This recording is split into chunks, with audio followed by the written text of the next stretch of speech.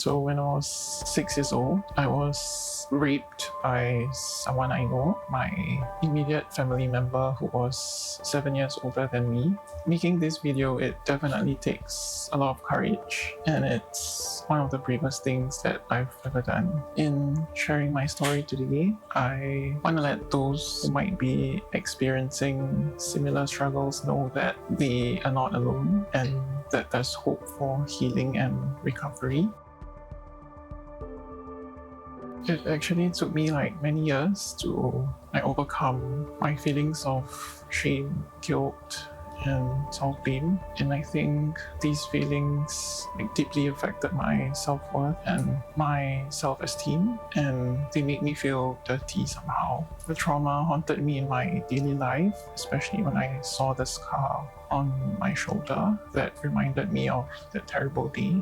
The emotional scars got worse because I was always scared of being vulnerable, and I just felt broken all the time. I think I didn't know who to turn to. I couldn't tell anyone about it, not even my parents. I think I blamed myself a lot for not speaking up, even though I was only 6 years old.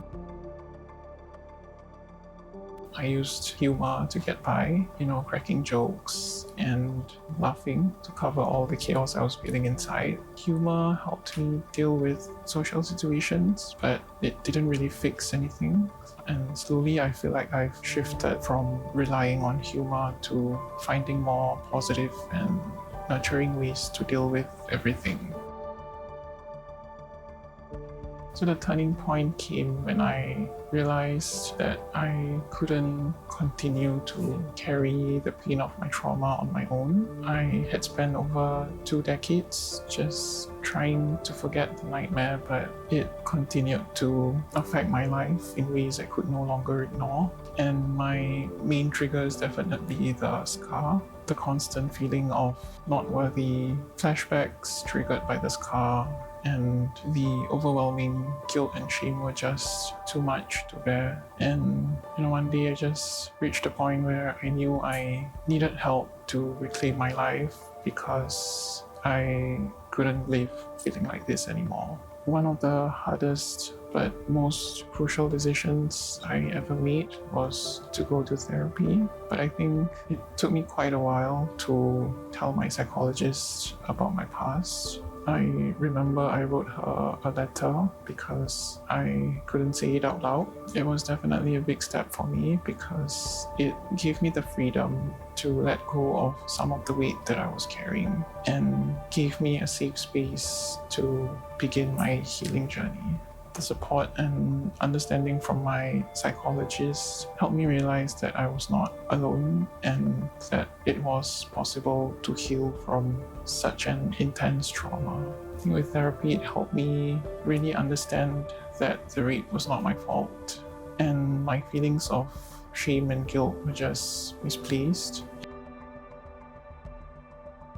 If I could meet my 6-year-old self today, I wouldn't be so harsh on her. I think she was just this innocent little kid, full of hope and kindness. She didn't deserve the anger that I've carried towards her for so long. I would hold her close and tell her that everything, despite how overwhelming it seems right now, will truly be okay. I think she deserves that comfort and compassion. I've learned that how important it is to look at people in a holistic way rather than labeling someone by what they've been through. While I've been a victim of rape myself, I was also recently diagnosed with a health condition. Despite these challenges, I've managed to do well at work, and I'm currently taking a part-time course. I think we are stronger than we realize, and it's okay to take it one step at a time.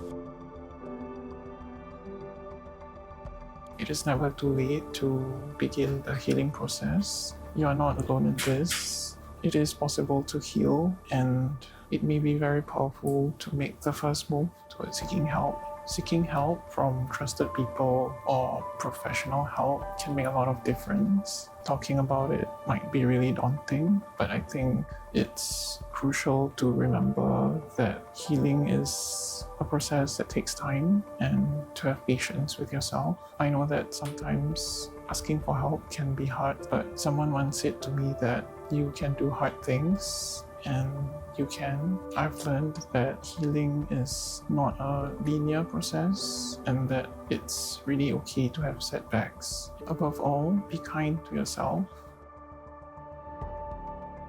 Sometimes all they want is a listening ear. Let them express themselves without any judgment.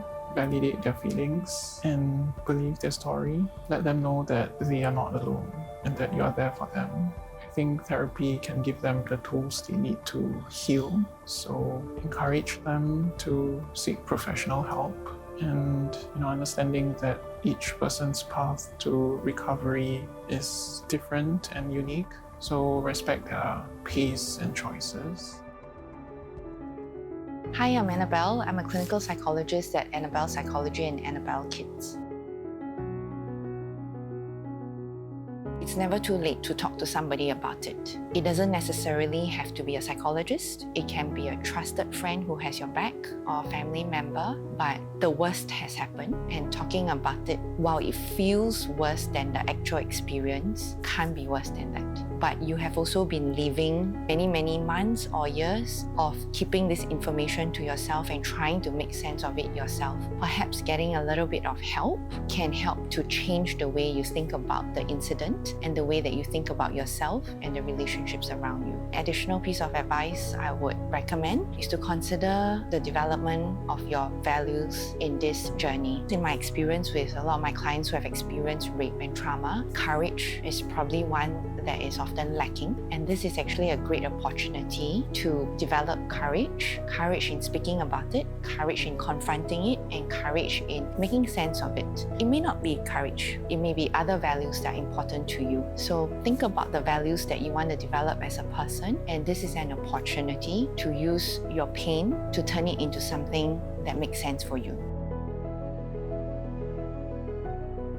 First thing is the inability to trust, and the second probably thing that comes to my mind is the lack of safety. We can imagine that their worldview of relationships was probably destroyed by a very traumatic incident. If the perpetrator is someone that they know, you can imagine that it's very hard for them to believe anyone. And a psychologist, especially in the beginning stages, is nothing less than a stranger. So it takes a bit of time to build that rapport and trust. But I also validate and explain to my clients that it is actually important to discern who you trust, because it doesn't quite mean that naturally because it's a psychologist you must trust this person, but you also need to put in some checkpoints to decide if you can trust the quality of work, the experience, or even the rapport and safety in the conversations that you're going to have with her or him. So the second thing is the lack of safety. While it relates to the first point as well, I think the other thing is they don't feel safe sharing because they don't really know what's going to happen after they leave the therapy room. Talking about it is very raw and very scary, very intense. And after the session, they will still have to leave the room and get on with the things in their life. I think oftentimes that is a very difficult experience for many. All emotions are welcomed. It's really okay to feel any kind of emotion in therapy and at whatever intensity that comes. That is really okay. And probably most importantly is to find that safe space that you are allowed to feel these emotions and to make sense of them. And even when it's difficult to talk about something, I suppose it is probably less lonely or less alone to travel this difficult journey with when you do it with someone that you trust.